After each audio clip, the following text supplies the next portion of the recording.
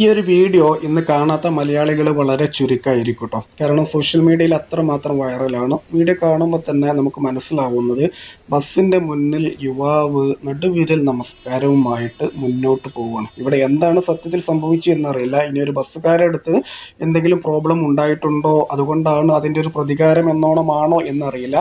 പക്ഷെ എന്നാലും ഞാനിവിടെ ഒരു കാര്യം പറയാണ്.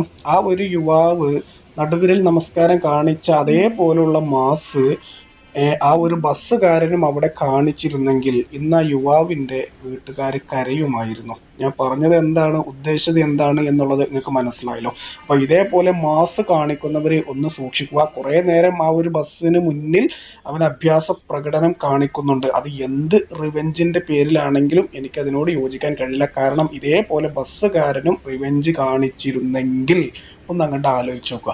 എന്തായാലും ഈ ഒരു വീഡിയോയെ കുറിച്ച് തീർച്ചയായിട്ടും നിങ്ങളുടെ ഒരു അഭിപ്രായം ഉണ്ടല്ലോ, അതൊന്ന് രേഖപ്പെടുത്തുക.